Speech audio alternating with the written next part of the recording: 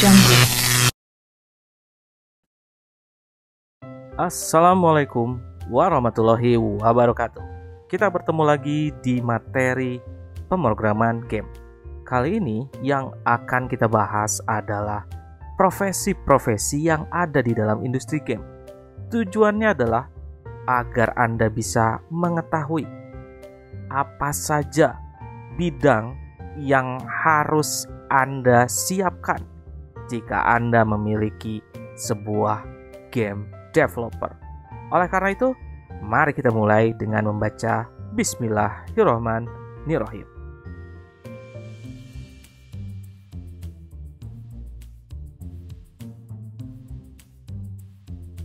Kali ini kita akan melihat kisah dari seseorang bernama Alif, di mana Alif ingin membuat sebuah tim game developer.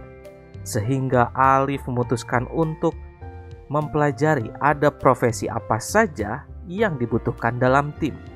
Tentunya agar dapat membuat produk game yang baik. Oleh karena itu, mari kita lihat kisah dari Alif.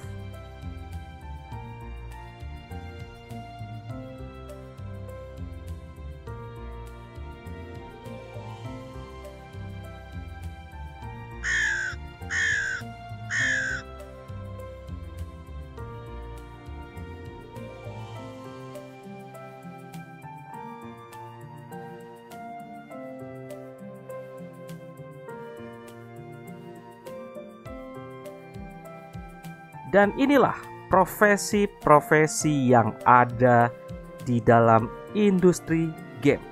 Mari kita bahas satu persatu. Dimulai dari product manager.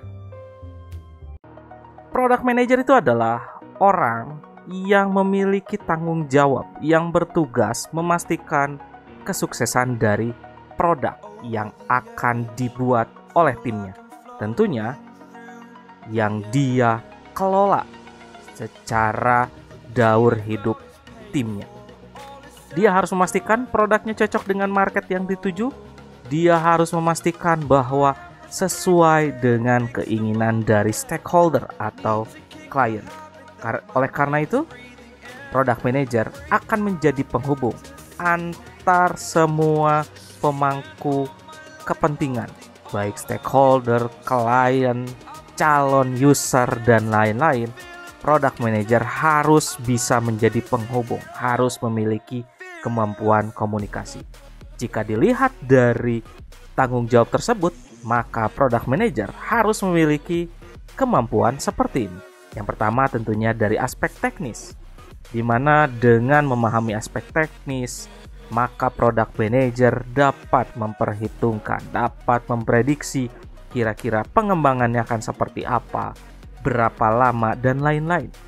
Lalu dari aspek bisnis, tentunya product manager harus mampu memikirkan, memprediksi, mendesain komersialisasinya seperti apa ya game yang akan dikembangkan. Dan tentunya karena game berkaitan dengan estetik, dengan visual, product manager harus memiliki pemahaman dari sisi desain agar bisa menjelaskan terhadap klien atau stakeholder.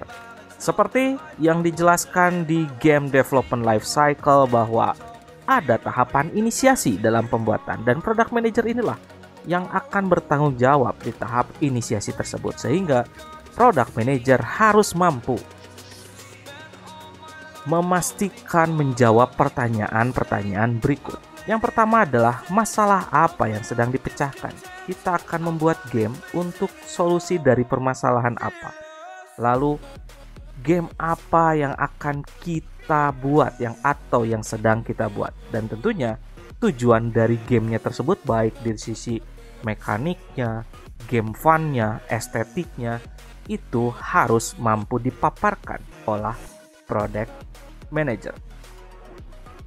Lalu dari hasil inisiasi tadi, maka bertugaslah bidang lain atau profesi lain yang disebut dengan game designer. Game designer itu adalah orang yang mempunyai tanggung jawab dalam mentranslasikan, menuliskan atau menuangkan hasil inisiasi tadi. Tentunya dari 4 basic element, ada ide, ada mekanik, ada estetik, ada teknologi. Semua hasil inisiasi tersebut dirangkum dan dituangkan oleh game designer. Kenapa harus dituangkan? Karena apa yang di-create atau dibuat oleh game designer nanti akan digunakan oleh profesi yang lain atau bidang yang lain, baik dari programmer, baik dari audio engineer, baik dari artis, dan lain-lain. Semua akan mengacu dari produk atau implementasi atau pemaparan yang dibuat oleh game designer, di mana dokumen yang dibuat oleh game designer adalah game design dokumen. Disinilah apa yang didesain oleh game designer dituangkan dan akan diserahkan ke bidang lainnya.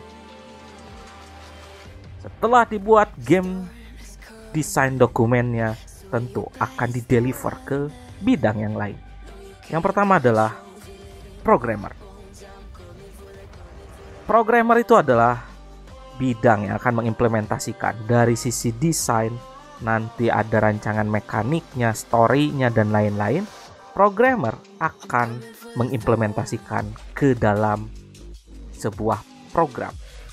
Tentunya akan menjadi gameplay dari game yang dibuat.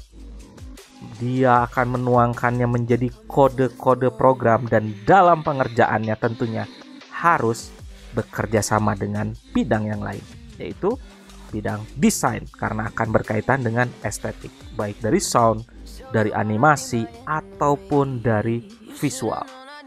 Dimana Unity adalah salah satu game engine yang paling banyak digunakan pada industri game saat ini. Lalu selain programmer, tentu ada yang namanya game artist. Ini akan berkaitan dengan estetik, berkaitan dengan feel, apa yang dilihat, karena bertanggung jawab untuk membuat estetik dalam komponen visual. Disinilah orang akan melihat suasananya. Jadi apa yang dia buat akan mempengaruhi suasana yang dirasakan oleh pemain. Tentunya game artist harus memiliki kemampuan desain yang mumpuni. Untuk aplikasi, kita bisa menggunakan salah satunya adalah Inkscape. Aplikasi yang bisa dibilang free, tapi sudah memiliki kemampuan yang mumpuni. Lalu ada juga animator. Ini juga sangat penting karena dengan animasi yang baik kita bisa menyajikan, kita bisa menyampaikan story dari game yang kita buat, dan tentunya akan membuat pemain memahami cerita, bahkan sampai masuk ke dalam cerita yang kita sajikan melalui game tersebut.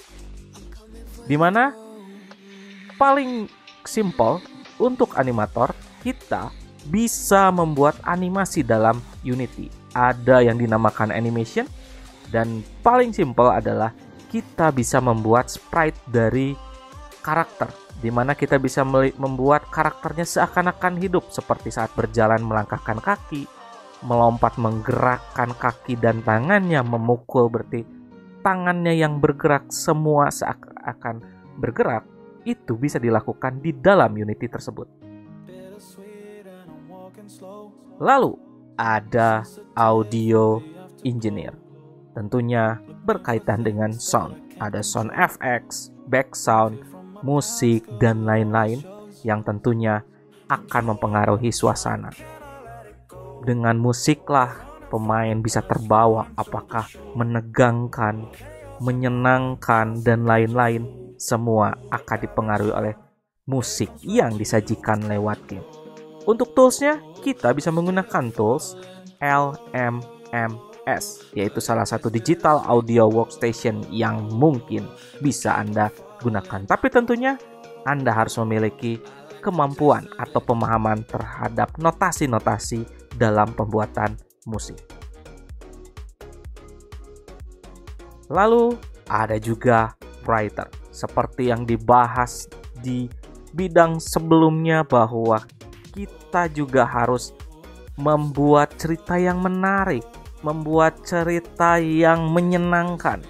Dan tentunya dalam membuat cerita, kita harus mendetailkan plot-plot yang terjadi pada masing-masing karakter. Ada perbincangan apa, ada cerita apa, ada momen apa yang terjadi pada masing-masing karakter. Itu akan diciptakan oleh writer. Dimana dalam merancangnya tentunya kita bisa menggunakan word processing. Contohnya adalah menggunakan MS Word. Lalu ada juga translator. Ini tidak harus ada, tapi jika kita melihat pangsa pasar kita memungkinkan dimainkan oleh pemain yang multinasional, maka alangkah lebih baiknya kita membuat game kita secara bilingual. Oleh karena itu, tentunya kita membutuhkan translator minimal dari tulisan-tulisan yang ada pada button, maka bisa dipahami oleh user.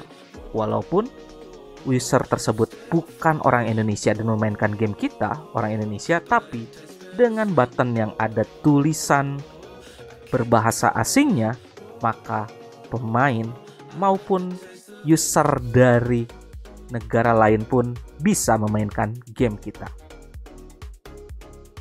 Lalu ada tester, salah satu bidang yang sangat penting karena yang membantu menjaga kualitas. Seperti yang ada di game development life cycle atau digital game based learning. Tester akan memiliki peranan penting yang menjaga kualitas atau quality assurance. Bidang inilah yang akan mengecek apakah game kita sudah layak dipublish atau game kita sudah memiliki unik.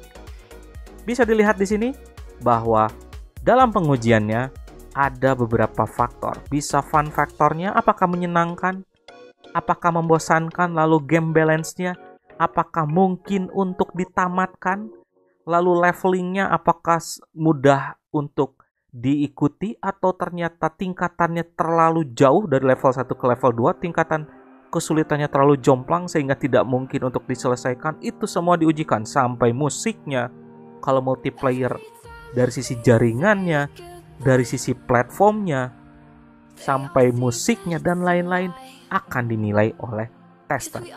Dimana jika ada bug tentunya akan dikembalikan ke bagian developer. Lalu ada technical support specialist, bidang yang akan berkomunikasi langsung dengan user atau dengan pelanggan. Biasanya mereka lah yang akan menjawab jika ada keluhan, jika ada pertanyaan, terutama jika ternyata terjadi bug. Maka technical support specialist inilah yang akan menjawab atau merespon feedback dari user dan tentunya akan melaporkan ke tim developer agar dibuat perbaikan atau terjadi update dari game yang kita kembangkan. Lalu yang terakhir tentunya adalah professional gamer. Profesi yang mungkin muncul jika game kita sudah terpublish. Jika game kita memang sangat dinikmati oleh semua kalangan, maka professional gamer akan muncul. Contohnya adalah saat ini banyak bermunculan atlet-atlet e-sport yang memiliki profesi yang profesional, sekarang sudah menjanjikan secara profesi karena sudah banyak turnamen dan lain-lain. Maka professional gamer adalah satu profesi yang menjanjikan yang muncul dari game yang mungkin kita kembangkan. Itu adalah macam-macam profesi atau bidang yang ada di industri game. Atas atensinya saya ucapkan terima kasih. Saya tutup dengan membaca Alhamdulillahirrabbilalamin. Wabillahi taufiq wal hidayah. Wassalamualaikum warahmatullahi wabarakatuh.